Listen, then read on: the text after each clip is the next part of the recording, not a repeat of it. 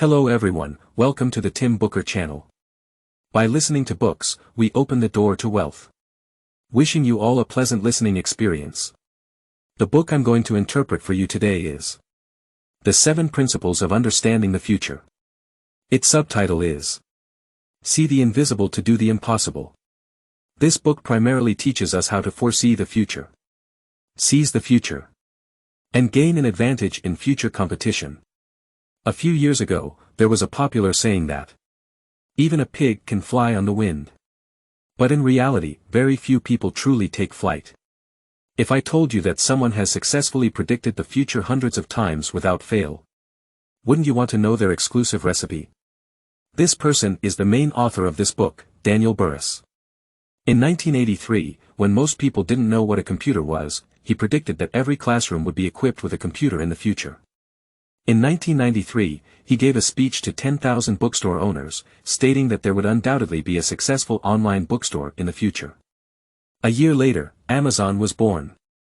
In 2006, he predicted a credit default in the United States, and real estate would depreciate, and 2 years later, the largest subprime mortgage crisis in history indeed occurred. As a futurist, Daniel Burrus is also known as a behind-the-scenes trendsetter for Fortune 500 companies like Google, Microsoft, and Toshiba. In addition, this book has another author, John David Mann, a best-selling author. Daniel summarized his logic for predicting the future into 7 principles and co-wrote this book with John. Their collaboration propelled this book to the top of the Amazon bestseller list shortly after its release. Stephen Covey, the renowned author of The 7 Habits of Highly Effective People, said of this book, regardless of who you are, you can gain unique skills and enhance your professional competence from this book. The author makes a point at the beginning of this book that what truly sets people apart is not their current abilities but their foresight for the future. Abilities enable you to do well in the present, while foresight allows what you do now to have an immeasurable impact on the future. Luckily, foresight is something everyone can learn, much like driving, reading, or using the internet. Today, we are going to discuss the 7 principles of understanding the future, which are an effective path to developing foresight.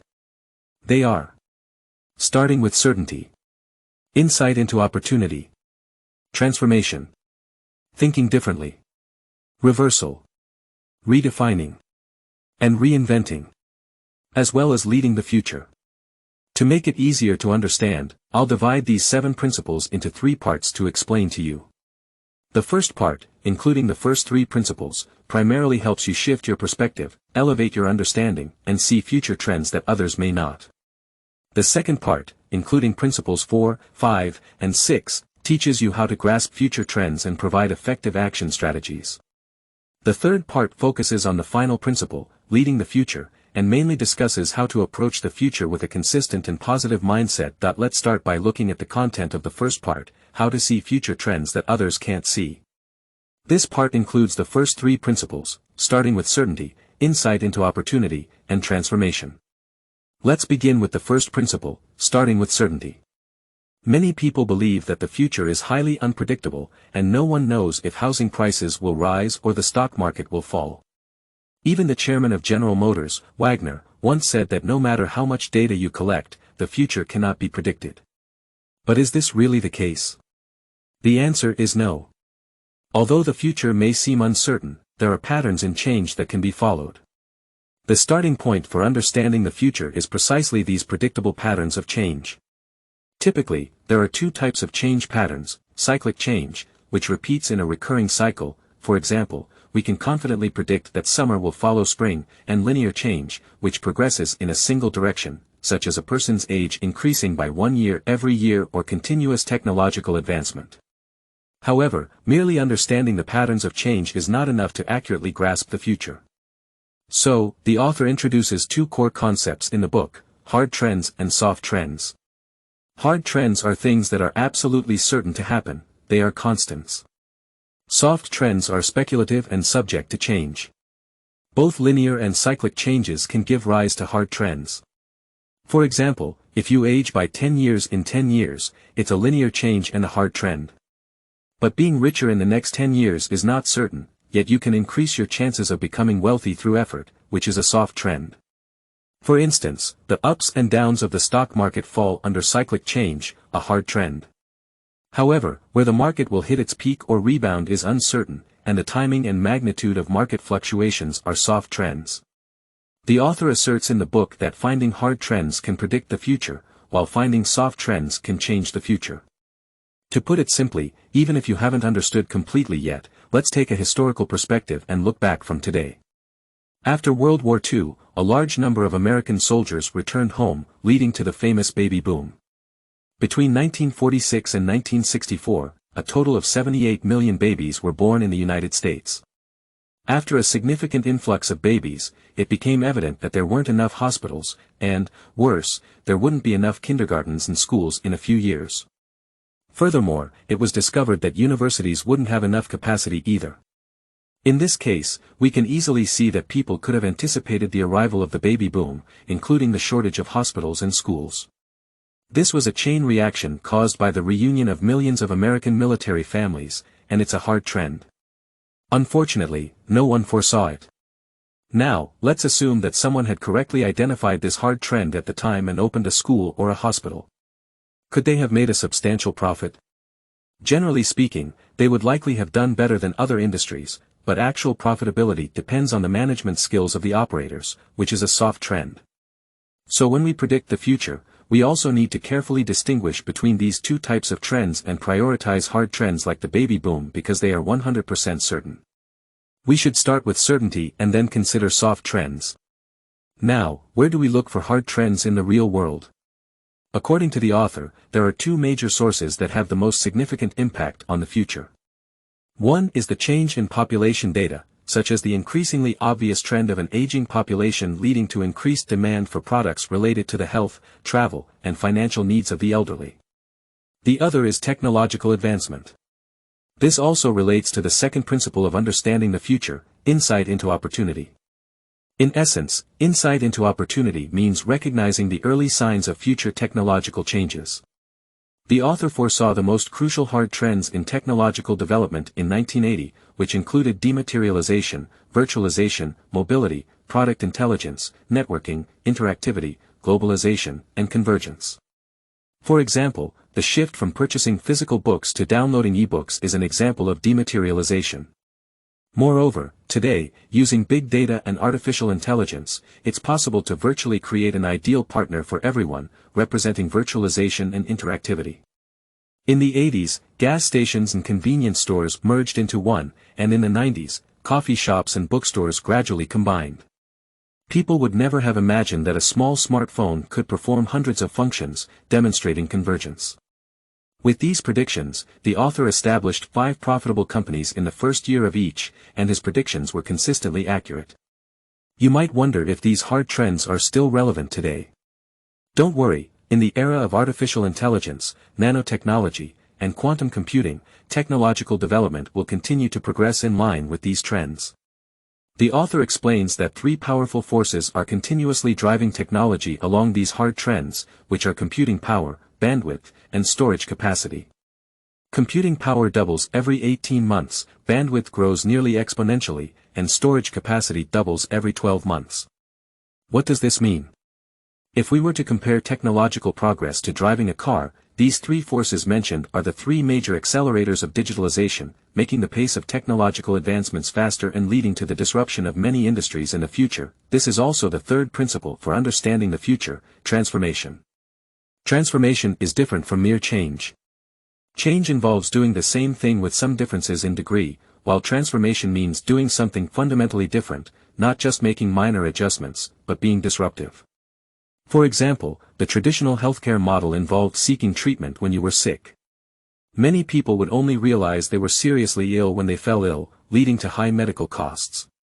However, with advancements in high-tech fields like genetic testing and cancer screening, it's now possible to predict high-risk diseases and cancer well in advance, influenced by the 3 major digital accelerators.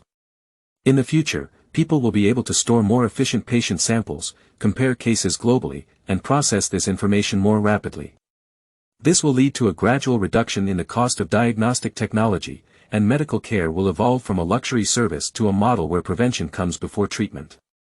Many people may think they are not in a high-tech industry, and transforming their work might seem too significant. However, the author emphasizes that transformation is not just a technological matter, it's a matter of mindset. We need to have the foresight that what we do tomorrow might be entirely different from what we do today. Take the healthcare field we just discussed, for example. A doctor's primary job right now might be prescribing medications and performing surgeries. In the future, it could evolve into genetic testing and disease prevention. No matter what industry you're in, when understanding the future, if you dare to use disruptive imagination and creativity, then congratulations, you could become the next trendsetter. In addition to these three principles, the author also provides a practical thinking method to help us formulate future strategies, the future benchmark learning method. Unlike traditional benchmark learning, the future benchmark learning method places a stronger emphasis on skipping the current benchmarks, using hard trends as a stepping stone, and directly comparing with the potential leaders of the future. Specifically, think about the industry's current leaders or the people you admire the most. Instead of focusing on what they are doing now, consider what they will become 3 years, 5 years, or even 10 years from now. For instance, many entrepreneurs aspire to become the next Mark Zuckerberg and create the next Facebook. But this idea itself is problematic, not to mention that success cannot be directly replicated. Most startups may never surpass Facebook's current achievements. Instead of fixating on the present, it's more beneficial to have a forward-looking perspective. Use the future benchmark learning method to find opportunities and think about what Facebook might be doing in the coming years. For example, currently, we use WhatsApp to exchange messages in text or voice format.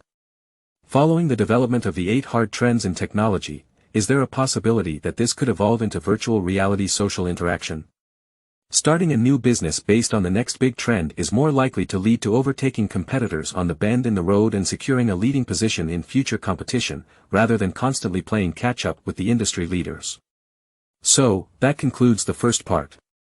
We've discussed the 3 rules for understanding the future, starting with certainty, insight into opportunity, and transformation. Now, how do we seize these future trends? Moving on to the second part, let's talk about how to grasp future trends.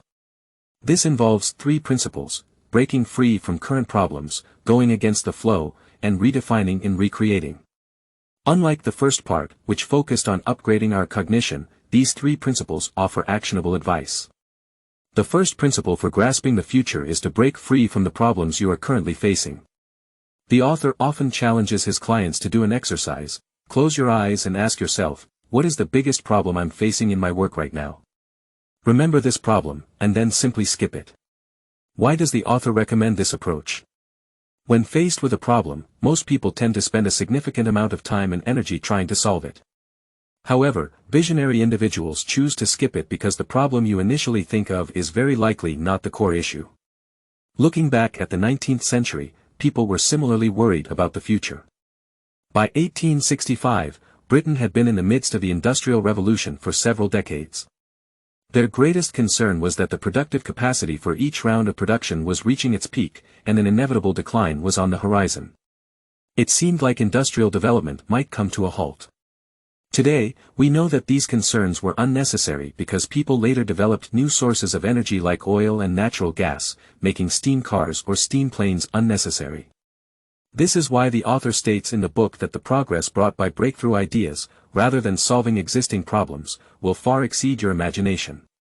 If people at the time could foresee the future and the development of new types of fuel, they wouldn't have been so pessimistic. The more we face the unknown with little reference to draw from, the more we are easily troubled by surface-level problems. In such situations, what you should do is peel away your problems layer by layer, like peeling an onion, and skip over these superficial issues. Continuously ask yourself, what is the core problem? In the end, you will discover the real challenge you need to address. The book provides an example of a pharmaceutical company. The patent for their antidepressant drug, Paxil, which generated 1/3 of the company's total profits, was about to expire. If a new best-selling drug wasn't developed before the patent expired, the company's stock price would inevitably plummet. However, the development of the new drug was not going smoothly. In the final stages, there was still an unsolved issue with a drug molecule. Solving this molecule issue before the patent expired would require hiring thousands of research and development personnel, but there was not enough funding for new hires, and there was insufficient time for recruitment. Later, the company realized that the lack of research and development personnel was just a surface-level problem. The real core problem to solve was the pending molecule issue. So, the company skipped over the problem of insufficient staff and created a pharmaceutical forum to describe the molecule problem in dozens of languages. They posted bounties on the internet, inviting medical professionals from around the world to provide solutions. Finally, they successfully developed the new drug before the old patent expired. So, when you identify a future trend but don't know how to approach it, try asking yourself if the obstacles you're facing right now are indeed the real problems. The second principle for grasping the future is to think counterintuitively, which means seeking in the opposite direction, focusing on areas that others may not consider, and using this strategy. One of the most famous individuals would probably be Warren Buffett. His famous saying is, "Be fearful when others are greedy, and greedy when others are fearful." This investment philosophy helped him earn billions of dollars, and when it comes to understanding the future, we should possess this way of thinking. Let me provide an example from the book. There was a public school facing a severe budget crisis, and the school administration had to contemplate how to reduce future education expenses.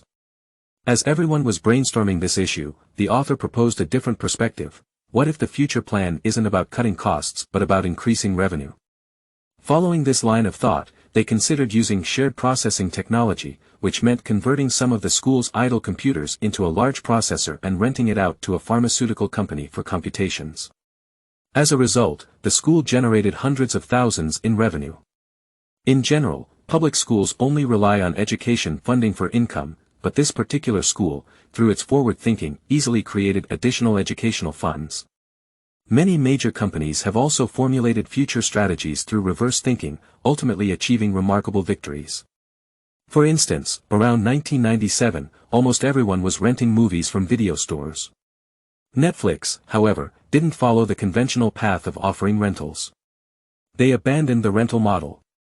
Instead, customers could pay a monthly subscription fee to access all the videos on their website. Eventually, Netflix became the world's largest subscription-based streaming service. To think counterintuitively, try listing all the things your competitors are doing and systematically ask yourself how you can take the opposite direction to seize the initiative. Continuously think about the current mainstream thoughts in your industry and look for opportunities by thinking in the opposite direction and exploring uncharted territories. The third principle for grasping the future is to redefine and recreate. The author in the book raises a crucial point. Use decommoditization to find core competitiveness. Decommoditization means forgetting the properties of products themselves. If you observe closely, you will find that the brands you love are not selling things, they are selling experiences. For example, when you think of Starbucks, you think of a cozy coffee shop, not just coffee. In future competition, if you're still asking customers what they want, you will inevitably miss enormous opportunities. You should lead the way in front of your customers and anticipate the problems they will encounter in the future, so that when they do face problems, you already have solutions in hand. For instance, the head of an air conditioning company once complained to the author that air conditioning is just air conditioning and cannot be redefined. But the author advised him to forget about air conditioning and redefine his role as an environment improvement specialist. For example, indoor air conditioning could do more than just regulating the temperature. It could also have noise reduction functionality. This idea is entirely feasible because sound travels through sound waves, and if an indoor air conditioner had sensors and detected external noise, it could emit opposite waves to achieve noise reduction. Another example is a friend of the author who worked as a real estate agent and managed to achieve a sales volume of over $100 million. The secret lay in redefining and recreating. While other agents focused on houses, he observed that finding a house, selling a house, and moving were all painful processes for customers. So, he redefined his role as someone who could make this process easier for clients. He became the first real estate agent in the US to create web pages for his clients, featuring photos of each room and the view outside each window. During a vacation, he noticed the design of black cabs in the UK, which allows passengers to have face-to-face conversations in the back seat. He immediately purchased one and brought it back to the US. He even hired a driver to facilitate communication with his clients. This experience was innovative and efficient. After closing a deal, he offered free moving services and assistance for his clients' children to enroll in schools, among other things. His success stemmed from completely decommoditizing real estate agency services and redefining his unique value as someone who helped people transition into new lives more smoothly.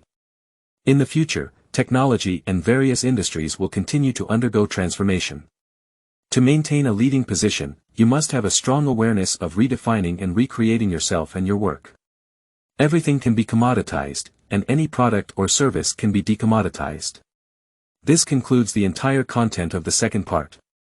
We have focused on the three principles: breaking free from current problems, thinking counterintuitively, and redefining and recreating. These principles can help us create the future. Next, let's examine the final principle, leading the future, which is also part of what I want to discuss in the third section. We can break down the concept of leading the future into two aspects: what kind of future and how to lead it. The author believes that the defining characteristics of the future world are abundant resources and information overload. While some old technologies and practices may be phased out, more often than not, new and old will coexist or integrate. For example, the author once transformed a nearly obsolete product like a pager into a call system for nurses and patients, enhancing the efficiency of healthcare workers. It's not only about inventing new things, the future will also bring us new tools and technologies to share material goods and knowledge effectively. However, there are two sides to this coin. The abundance of resources and technology also brings the problem of information overload. As a result, we are transitioning from the information age to the value age.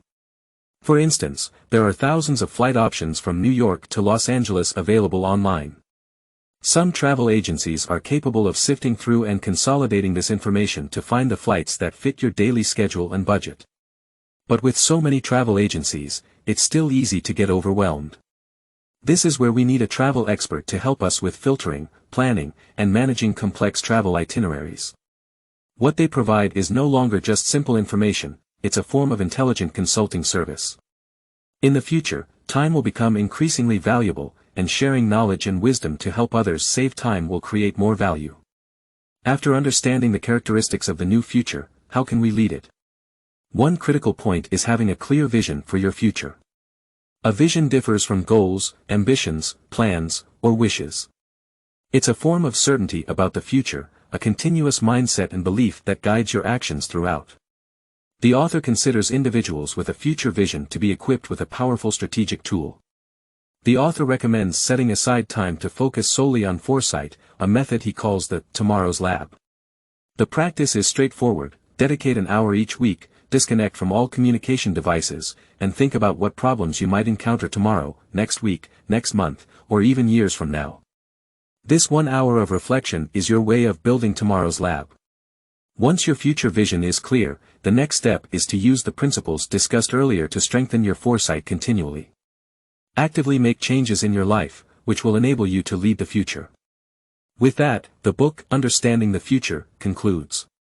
In summary, there are 7 principles to understanding the future. The first 3 principles, starting with certainty, insight into opportunities, and transformation, help us predict the future reasonably. No matter the industry, to find the highest point and survive in the upcoming technological wave, it is crucial to master certainty, proactively prepare for the future, and undergo a transformation. The following 3 principles, skipping current problems, thinking counterintuitively, and redefining and recreating, serve as action strategies for grasping the future. You can try bypassing problems you encounter or breaking through them by thinking differently and redefining your approach.